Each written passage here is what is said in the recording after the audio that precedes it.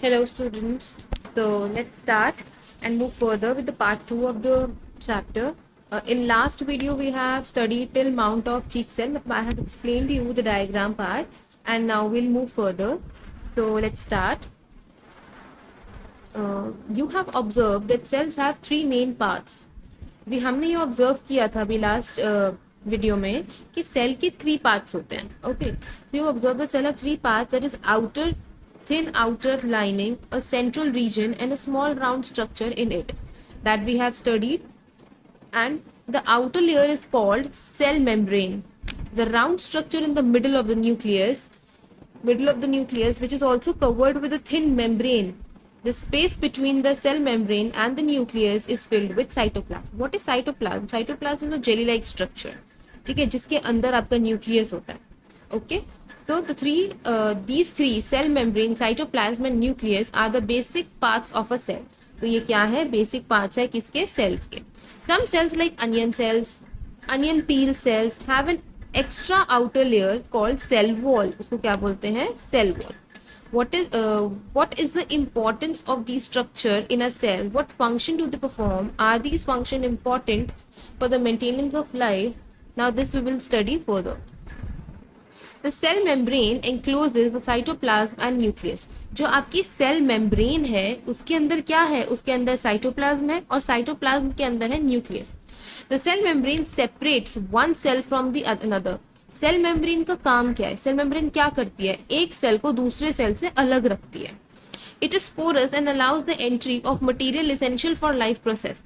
आप अंदर से पोरस होता है और अलाउ करता है एंट्री ऑफ मटेरियल जो इसेंशियल है लाइफ प्रोसेस में, और even for the exist of waste material from the cell. Cytoplasm contains other components of the cell and compound such as carbohydrate. Cytoplasm में क्या क्या होता है? कार्बोहाइड्रेट्स होते हैं, प्रोटीन्स होते हैं, फैट्स होते हैं, मिनरल्स होते हैं, सॉल्ट्स होते हैं. Most of the life process take place within the cytoplasm. और ज्यादातर कहाँ पर लाइफ प्रोसेस पार्ट लेता है आपका? Cytoplasm. Next is the nucleus regulates all the activities that occurs within the cell. Nucleus को क्या बोला जाता है? Nucleus को बोला जाता है brain of the cell. Nucleus को brain of the cell बोला जाता है, इसलिए सारी activities वहाँ पर regulate की जाती है. The cell wall in the plant cell provide rigidity and strength to the plant. Rigidity और strength provide करता है plants को कि वो इरेक्ट खड़े रहते हैं. This is why all cells are arranged compactly with each other to look firm in structure. Compactly मतलब बिल्कुल साथ में जुड़ के चिपक के रहते हैं, ठीक है, एक साथ रहते हैं ताकि वो एक प्रॉपर स्ट्रक्चर दे सके, रिजिडिटी मेंटेन कर सके, स्ट्रेंथ दे सके. Okay, so next is a step further. Now we'll read a step further. Okay, cells in all parts of a plant have tiny rod-shaped structure called plastids. Now what is plastids? Plastids क्या होता है? Plastid एक membrane होती है जो sales में पाई जाती है. किसके सेल्स में? प्लांट सेल्स में, जो रिस्पॉन्सिबल होते हैं for metabolic process like photosynthesis, storage of food, photosynthesis के लिए, और फूड स्टोर करते हैं. सम प्लास्टिड लाइक क्लोरोप्लास्ट एक एग्जाम्पल है आपका प्लास्टिड्स का, जिसमें क्या होती है? क्लोरोफिल होती है, which makes them green and help in photosynthesis. उनको ग्रीन बनाती है और फोटोसिंथेसिस करने में हेल्प करती है. फोटोसिंथेसिस सबको पता है, the process of making food on their own by plants, so that is photosynthesis. In non-green plants they help in the storage of substances. अब जो non-green plants है जिसमें photosynthesis नहीं हो सकता, तो वहाँ पर वो क्या करते हैं? प्लास्टिड्स वो स्टोर करते हैं फूड को. Plant cells also have a large empty looking like space called vacuole. Vacuole आप सबको पता है, हमने सबने पढ़ा है पहले भी क्लासेस में. हमने पढ़ा था अमीबा में कि वैक्यूल क्या होता है, जहाँ जिसमें वो फूड को कैप्चर कर लेता है. तो वैसे ही प्लांट्स में भी वैक्यूल होता है. This helps the plant to cell store important substances. तो क्या करता है? इंपॉर्टेंट सब्सटेंसेस स्टोर करता है, वेस्ट से रिड हो जाता है, वेस्ट को रिमूव करता है और मेंटेन करता है शेप ऑफ द सेल, और सेल की शेप को मेंटेन करने में हेल्प करता है. This gives strength and support to the plant. और ये भी प्लांट को सपोर्ट देता है और स्ट्रेंथ देता है. In animal cells, vacuoles are usually not present. Animals में vacuoles present नहीं होते हैं. If present, they are usually small. अगर होते भी हैं तो बहुत छोटे होते हैं. Vacuoles are usually not present. If present, they are usually small. These small vacuoles store certain substances dissolved in water. So a cell is not just a simple bag of liquid. तो sales जो है एक simple bag of liquid नहीं है, खाली एक complex structure है जो बहुत सारे मेनी डिफरेंट पार्ट से बना हुआ है with each on its special function, और सबका एक अपना अपना स्पेशल फंक्शन है to allow the cell and in turn the entire organisms work, और इसी से सारे ऑर्गेनिजम्स काम करते हैं। देखो ये नीचे बेटा डायग्राम है, इसमें देखो अच्छे से एक्सप्लेन्ड है। अब देखो ए पार्ट जो है that is an animal cell and B part is a plant cell. तो लुक एट द डिफरेंसेस। देखो सेल वॉल सिर्फ प्लांट में है, प्लांट सेल में, एनिमल सेल में नहीं है cell wall, but cell membrane दोनों में है, न्यूक्लियस दोनों में है। क्लोरोप्लास्ट एनिमल में ऑब्वियसली नहीं होगा, क्लोरोप्लास्ट किस में होगा, प्लांट में होगा। साइटोप्लाज्म दोनों में होगा, वैक्यूल प्लांट में होगा, एंड माइटोकॉन्ड्रिया दोनों में है। तो ये diagram is very important, you have to go through the diagram, it's very important, और इवन एग्जाम पर्पज से भी it's very important. We have now understood the basic structure of a cell. अब इससे हमें एक बेसिक स्ट्रक्चर पता चल चुका है सेल का कि सेल कैसा होता है। And now also understand that plant and animal sales differ in shape and structure. अब जो प्लांट और एनिमल सेल हैं ये डिफर करते हैं शेप और स्ट्रक्चर में भी। कैसे करते हैं वो अब हम आगे रीड करेंगे। Now look, variation in shape and structure of the cell. अब शेप और स्ट्रक्चर ऑफ द सेल में क्या क्या वेरिएशन है, क्या क्या वेराइटी है, कैसे वो डिफर करते हैं एक दूसरे से, now will study that. The muscle cells and the nerve cells of a human are shown in figure 2.6a and b. Look, muscle cell and nerve cell. Okay, so what are the similarities and differences you see in them? A muscle cell is shaped in a spindle. एक spindle shape का आपका muscle cell है, ठीक है, and sorry, while a nerve cell is a very long and has branches along with it. Look, ये एक spindle shape का है ऐसे, और आपका जो ये नर्व सेल है इसमें देखो कितनी सारी ब्रांचेस दी हुई है, ठीक है। And similarly some cells are round in shape. अब कुछ सेल्स जो होते हैं वो राउंड शेप के होते हैं, while others are long and thin, और कुछ जो है बहुत लंबे होते हैं, लॉन्ग होते हैं, और थिन होते हैं, पतले होते हैं। The number of cell also varies in different organisms. And why do cells look so different from each other? Does the shape and structure of a cell relate to its function? Now let me tell you one example. पहले हम इसका answer देखते हैं। देखो, does the shape and structure of a cell relate to its function? Yes, shape और size differ करते हैं और उनके फंक्शन भी रिलेट करते हैं। कैसे करते हैं? Because the structure of a cell is a directly impact is ability. जो स्ट्रक्चर होगा आपके सेल का वो डायरेक्टली उस पर इम्पैक्ट करेगा, उसकी एबिलिटी पे to carry out a specific role within the organism, कि एक वो अपना एक पर्टिकुलर फंक्शन कर सके उसकी शेप के अकॉर्डिंग, ठीक है। और जो नेक्स्ट क्वेश्चन था वो आपको बोल रहा है कि why do cells look different from each other? Cell एक दूसरे से अलग क्यों दिखते हैं? Cells appear different from each other due to specialised function. Same thing, अपने स्पेशलाइज्ड फंक्शन की वजह से और उनका जो यूनिक पैटर्न है जीन के अकॉर्डिंग, उसके अकॉर्डिंग, ठीक है। Let me give you one example. आपको एक एग्जांपल देते हैं अभी जो हमने पढ़ा। मसल सेल्स जो है वो बहुत एलोंगेटेड होते हैं, लंबे होते हैं, एलोंगेटेड होते हैं और पैक्ड विद फाइबर। उसके ऊपर क्या होता है? फाइबर होता है। ये फाइबर से पैक्ड है जो उसको अनेबल करता है कॉन्ट्रैक्शन और एक्सपेंशन में, मूवमेंट करने में, ठीक है। अगर हम नर्व सेल की बात करें, नर्व सेल में क्या है? उसमें एक्सटेंशन है। क्या है उसमें? एक्सन और डेंड्राइट्स हैं। और ये जो क्या करते हैं, एक्सन और डेंड्राइट्स क्या करते हैं? ये ट्रांसमिट करते हैं सिग्नल्स को, डिफरेंट बॉडी पार्ट्स तक लेके जाते हैं, ठीक है। तो क्या करेंगे? ये एक तरीके से फंक्शन को ट्रांसमिट करते हैं सिग्नल्स के थ्रू, ताकि हम काम कर सकें। क्लियर है इतना आपको? चलो next, let's move further. Now it's the unique shape, size and structure of cells help them. The unique shape, size and structure of cells help them carry out their specific functions. But how do these cells help in performing various functions in the body? Let us find out.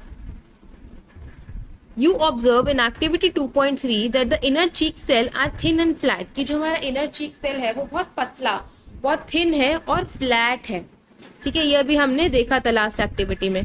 They form a protective lining in the inner surface of the cheek. The nerve cells also known as neurons. हम nerve cell को neurons भी बोलते हैं, जो क्या करते हैं?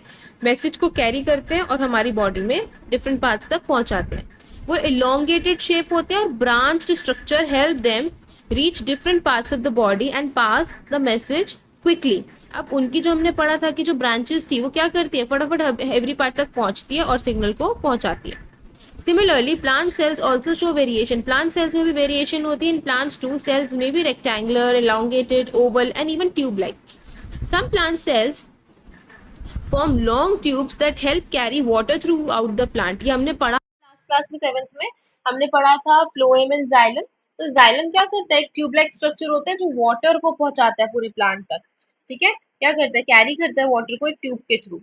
You have already studied the digestive system in grade 7. Different parts of the digestive system are made up of different types of cells. ये हमें पता है कि different type of हमारा जो digestive system है वो different type of cells से बना हुआ है. A group of cells are present in the food pipe. These cells contract and relax in a wave-like manner. And this also we have studied कि जो ये आपका contract और relaxation का process है wave-like manner क्यों होता है ये, ताकि जो हम खाना खा रहे हैं उस फूड को वो नीचे पुश कर सके. और इस प्रोसेस को हम बोलते हैं पेरिस्टालसिस. क्या बोलते हैं हम, इस प्रोसेस को हम बोलते हैं पेरिस्टालसिस.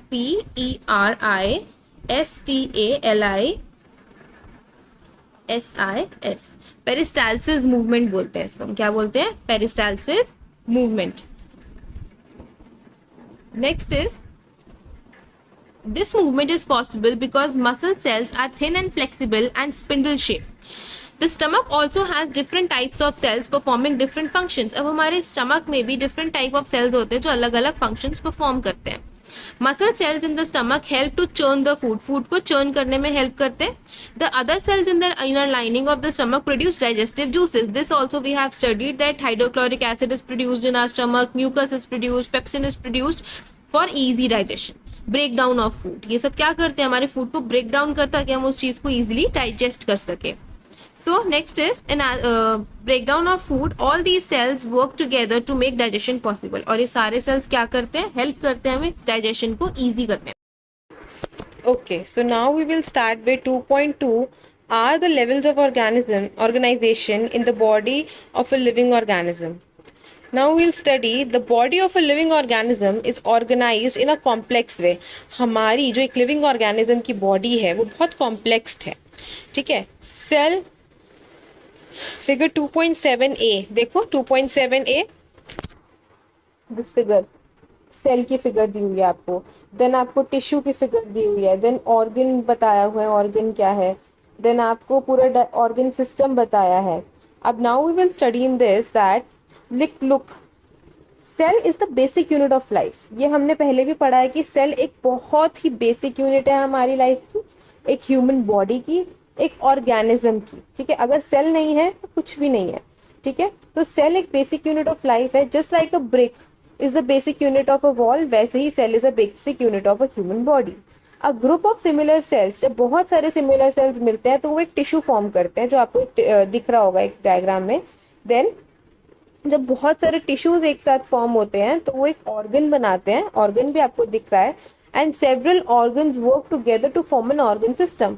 और जब बहुत सारे ऑर्गन्स मिलके काम करते हैं तो वो क्या बनाते हैं, ऑर्गन सिस्टम बनाते हैं. That performs a major function of the body, जो हर एक अपना फंक्शन परफॉर्म करता है. हर एक ऑर्गन का अपना एक पर्टिकुलर फंक्शन होता है. लाइक प्लांट और एन एनिमल, तो द लेवल्स और organisation are cell group of cells make tissues, group of tissues make organ, group of organs make organ system, और एक organ system पूरा क्या बनाता है, एक organism बनाता है. These level of organization helps to us to understand how simple building blocks like cells come together to form a complex living being. Simple से building blocks हैं और जब वो साथ में मिल जाते हैं तो वो क्या बनाते हैं, complex living being बनाते हैं. The life of complex living organisms begin with a single cell. एक single cell से शुरुआत होती है, that is an egg. Female body में एक एग होता है, तो एक एग से शुरुआत होती है और एक कॉम्प्लेक्स बॉडी बनती है. The egg of an organism has an amazing ability to divide repeatedly to form complete living being made up of many cells. This you will read further in other chapter that how एक cell, कैसे एक cell further divide करता है, उससे एक baby के body parts बनते हैं और कैसे एक ह्यूमन बीइंग बनता है. Okay, so this you will read further. And such living beings are called multicellular organisms. तो हम लोग क्या हैं, हम multicellular organism है क्योंकि हम बहुत सारे cells से बने हैं. Animals including humans and plants are all examples of multicellular organisms. तो plants, animals और even humans हम सब किसके examples हैं? हम example है किसके? multicellular organism के, क्योंकि हम बहुत सारे cells से बने हैं. Now, ever heard of? Let's read this box. The yolk, the yellow part of an egg of an ostrich egg is a single cell. वो एक single cell है और largest known cell है in the living world. पूरे world में सबसे largest cell जो है वो एक ostrich का egg होता है. Measuring about 130 millimeter to 170 millimeter in diameter. It's too much. The egg contains extra non-cellular material. उसमें non-cellular material होता है. जो शेल होता है वो उसको प्रोटेक्ट करने में हेल्प करता है एंड वाइट लिक्विड जो है वो नरिश करता है सेल को ड्यूरिंग द कॉन्टिन्यूड डेवलपमेंट के थ्रू उसको हेल्प करता है to grow. Now we will read about micro organisms. What are micro organisms? Some living organisms are made up of just one और वेरी फ्यू सेल्स. कुछ organisms ऐसे होते हैं जो सिर्फ एक या एक से भी कम सेल से, कुछ कम सेल से बने होते हैं. They are so small that they can not be seen with naked eye. वो इतने छोटे होते हैं कि हम उनको अपनी छोटी आंखों से भी नहीं देख सकते. आंखों से देख ही नहीं सकते आप उनको देखने के लिए यू नीड मैग्नीफाइंग ग्लास और microscope. These are called micro organisms. Micro means बहुत छोटा. ऑर्गेनिजम्स तो you know what organisms are. Some microorganisms like bacteria and amoeba are made up of just one cell. That they are known as unicellular. Unicellular means the organisms which are made up of one cell. Other like some fungi and algae have many cells and they are known to be multicellular, which are like humans, plants and animals. That as they are multicellular, so bacteria and fungi, algae and fungi are also multicellular.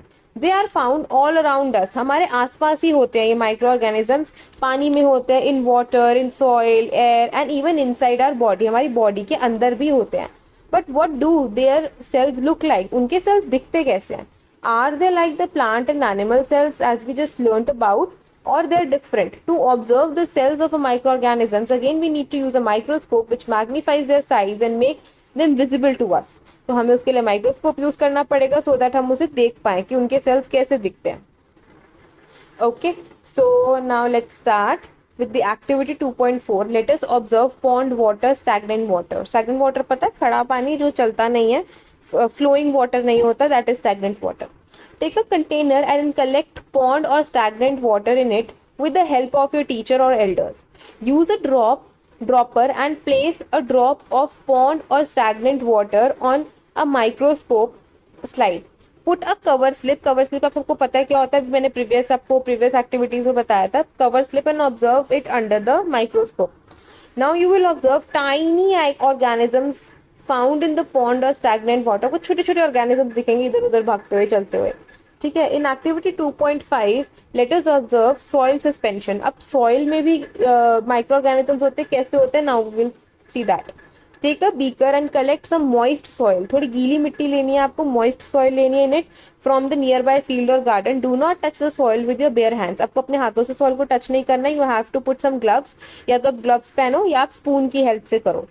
Then pour some water into the beaker and stir it with the glass rod. आपको beaker में थोड़ा सा पानी लेना है और उसको stir करना है. The liquid which may look dirty has very fine particles of soil. अब जो आपको पानी गंदा दिख रहा है उसमें fine particles of soil होंगे और उसको बोलते हैं soil suspension. अब आप उसको थोड़ी देर साइड में रख दो और जितना भी आपका जो आपने उसमें soil डाली थी उसको सेटल होने दो. नीचे जो मिक्सचर है वो नीचे सेटल हो जाएगा. Use a dropper and take a drop of water from the top layer. ऊपर से आप ड्रॉपर यूज करो और ऊपर से थोड़ा सा ड्रॉप लो वाटर की और उसको माइक्रोस्कोप की स्लाइड पे डाल दो. Cover it with cover slip से जेंटली उसको कवर करो और माइक्रोस्कोप के नीचे रखो और देखो आपको क्या दिखता है. You may observe small moving organism similar to those you saw in activity 2.4. जब हमने पिछली एक्टिविटी मैंने आपको बताया था.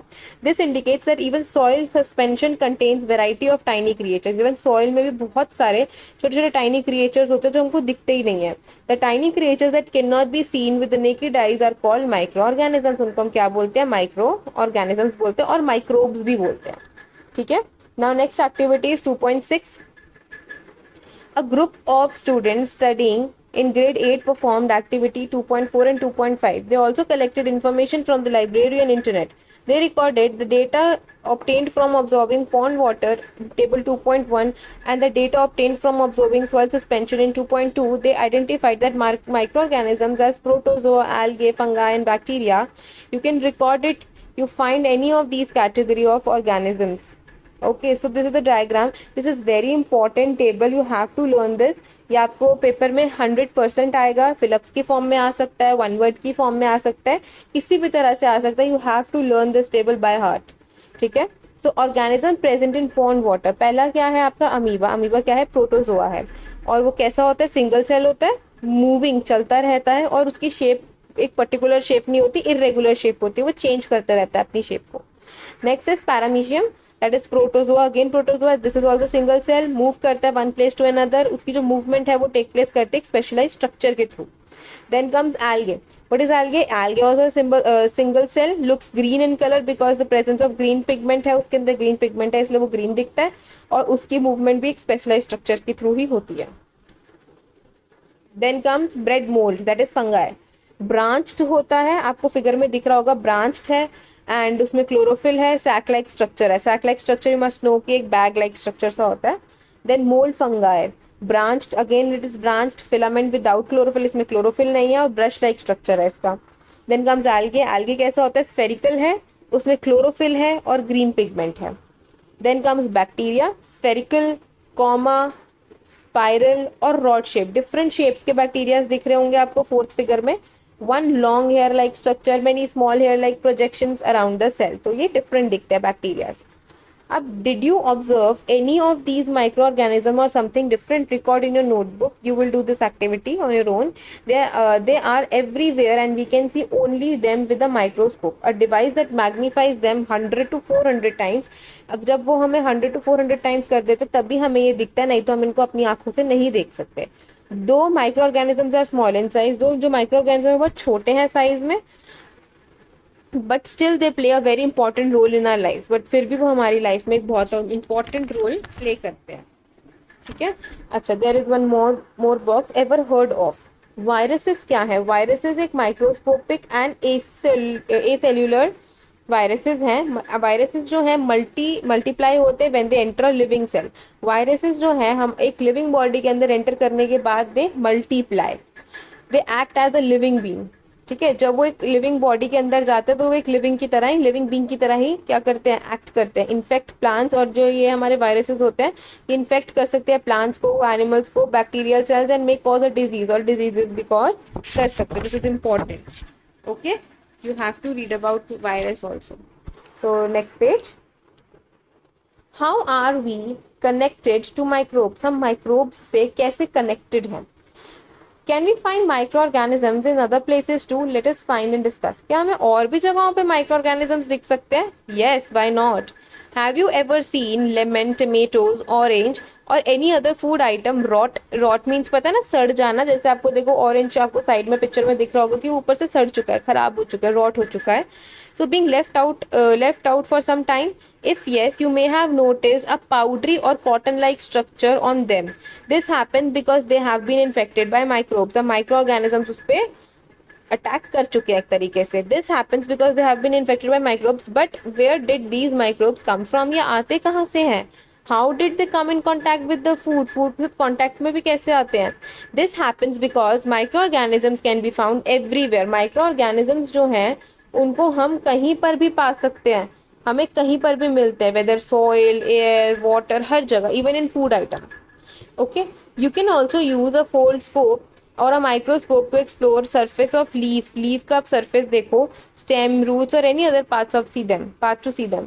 Like plants and animals, micro organisms also show great diversity. Plants और एनिमल्स की डाइवर्सिटी है, वैसे माइक्रो ऑर्गेनिजम्स की भी डाइवर्सिटी है, बहुत सारे अलग अलग टाइप के हैं.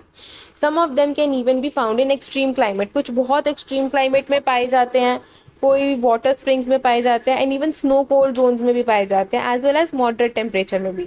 You already know some of these organisms live inside our bodies. कुछ हमारी बॉडीज में भी हैं, हमारी बॉडी में भी कुछ होते हैं माइक्रो ऑर्गेनिजम्स. ठीक है. स्पेशली इन आर गट. कहाँ पर होते हैं? गट में. अब गट क्या है? देखो हमारी गट में कुछ बैक्टीरियाज होते हैं, like bacteria like fungi, virus collectively known as gut microbiota, और इनको हम क्या बोलते हैं, गट माइक्रोब्स ही बोलते हैं। ये क्या करते हैं, इनका काम क्या है, हमारे गट में होने का क्या इनका काम है, ये क्या करते हैं, एक वाइटल रोल प्ले करते हैं हमारी हेल्थ में, ह्यूमन हेल्थ में, हमारी डाइजेशन को इम्प्रूव करते हैं और न्यूट्रिएंट एब्जॉर्प्शन में हेल्प करते हैं। हमने ये लास्ट क्लास में पढ़ा भी था कि हमारे इंटेस्टाइन में बहुत सारे माइक्रोब्स होते हैं, बैक्टीरियाज होते हैं जो फूड एब्जॉर्प्शन में हेल्प करते हैं, न्यूट्रिएंट एब्जॉर्ब करते हैं हमारे फूड में से। We will study this also, like see, like plants and you have studied in the chapter life processes in animals in digestion, like in grade 7, that our intestine has many bacteria that help in digestion, जो digestion में help करते हैं। like plants and animals microorganisms vary in shape, अलग अलग size के होते हैं, अलग अलग शेप के होते हैं, अलग अलग स्ट्रक्चर के होते हैं। you would have observed microorganisms of different shapes, ये भी हमने पीछे टेबल में भी देखा था, spherical होते हैं, rod shaped होते हैं, irregular होते हैं, different shapes के होते हैं। how does the diversity of microorganisms play a role in our daily life? How do they help in the cleaning environment? look, हमारी बहुत तरीके से हेल्प होती है माइक्रो ऑर्गेनिज्म से, from food production to medicine to environmental sustainability and even our own health. Human body में भी micro organisms होते हैं, फूड प्रोडक्शन में भी माइक्रो ऑर्गेनिज्म यूज होते हैं, that we will read further in this chapter. Food production में, medicine में, एनवायरमेंटल क्लीनलीनेस में भी यूज होते हैं, ये अभी हम पढ़ेंगे अभी नेक्स्ट टॉपिक में, ठीक है। So now next topic is key players in cleaning the environment. Now there is an activity 2.7, let us do, take an empty container and fill it halfway with garden soil। आपको क्या करना है, उसको आधा garden soil से भरना है। Add some fruit and vegetable peels मतलब उनके छिलके आपको उस कंटेनर में डालना है। And thereafter put a layer of soil, उसके ऊपर एक और सॉइल की लेयर आपको डालनी है और उसको थोड़ी देर के लिए छोड़ देना है, थोड़े टाइम के लिए छोड़ देना है, around 2 to 3 weeks. Observe the change, अब आप थोड़े टाइम बाद इसमें चेंजेस ऑब्जर्व करोगे। You may find that peels of fruit and vegetable have turned into dark coloured material. अब आप देखोगे जो आपने पील्स डाली थी उनका कलर चेंज हो जाएगा और वो एक डार्क कलर का मटेरियल बन चुका होगा, और वो मटेरियल क्या होगा, दैट इज मेन्योर। वो मेन्योर होगा, मेन्योर को बोलते हैं खाद, खाद होगी, which is rich in nutrients and help in increasing the fertility of the soil, और सॉइल की फर्टिलिटी को इंक्रीज करता है। But how did the peel of fruit and vegetables turn into manure? In 2.6 activity you saw that soil contains various kind of micro organism. अभी हमने last activity में देखा था कि सॉइल में बहुत सारे माइक्रो ऑर्गेनिजम्स होते हैं। Some of this micro organisms like fungi and bacteria act on the plant waste and slowly break down into simpler substances, उनको सिंपलर सब्सटेंसेस में कन्वर्ट करते हैं जो न्यूट्रिएंट रिच मेन्योर बनाता है। You may have seen gardeners in your school और in any field where near your house collecting dry leaves इकट्ठी कर रहे होते हैं एंड प्लांट वेस्ट इकट्ठा कर रहे होते हैं और उनको पिट्स में डालते हैं, पिट्स मतलब गड्ढे खोद के उसमें डालते हैं। Do you now understand why they do this? क्यों? क्योंकि वो एक नेचुरल मेन्योर प्रिपेयर कर रहे होते हैं, ठीक है। Okay, so next is there's a box, our scientific heritage in ancient Indian texts, particularly in Vedas, have references of the word krimi. What is krimi? Which means different tiny entities including दृश्य, दृश्य means visible जो हमें दिख रहा है, and अदृश्य is जो invisible है जो हमें नहीं दिख रहा है। Various Vedic text mention their beneficial and harmful effects. तो बहुत सारे जो हमारे वेदास हैं वो बताते हैं कि जो माइक्रो ऑर्गेनिजम्स हैं इनके क्या क्या बेनिफिट्स हैं और क्या क्या हार्मफुल इफेक्ट्स हैं। और इवन अथर्ववेदा को भी हम कृमि बोलते हैं, refers to krimi. If you look around carefully, you might see decaying plants and fallen leaves stored in a container or lying in the garden disappear after some time from the surrounding, और थोड़े time में वो गायब हो जाता है। ऐसा क्यों? This is because micro organisms जो हैं हमारी सॉइल में वो ब्रेक डाउन करते हैं और turn them into simpler substances rich in nutrients, simpler substances में कन्वर्ट करते हैं जो न्यूट्रिएंट रिच है, और यही these nutrients go back into the soil, और ये वापस सॉइल में चले जाते हैं और हेल्प करते हैं प्लांट्स को ग्रो बेटर होने में, ठीक है। Micro organisms also decompose dead bodies of animal. Micro organisms जो हैं वो डेड बॉडीज पे भी को भी डिकम्पोज करने में मदद करते हैं। So microbes help recycle the waste and return the important nutrients back to the nature. Manure formation occurs at optimal temperature and appropriate moisture level. जो मेन्योर बनाया जाता है उसके लिए एक टेम्परेचर होना चाहिए प्रॉपर, और मॉइस्चर लेवल भी अप्रोप्रिएट होना चाहिए। Isn't it interesting? By now you must have understood that bacteria and some fungi are type of micro organisms जो कितना इंपॉर्टेंट रोल प्ले करते हैं हमारी लाइफ में। और guess what, these helpful bacteria can also decompose animal waste like dung. और आप सोचो, देखो, गेस करो कि मतलब ये जो हेल्पफुल बैक्टीरिया है ये डिकम्पोज करते हैं इवन एनिमल वेस्ट को, ठीक है। So in from activity 2.7 we can also infer that microorganism not only help in plant growth but also हमारे environment को भी clean करते हैं. कैसे? Breaking down waste को break down करके. ठीक है? So in this video we'll learn, I will explain till here only, and in next video part 3 I'll explain rest of the chapter. Thank you.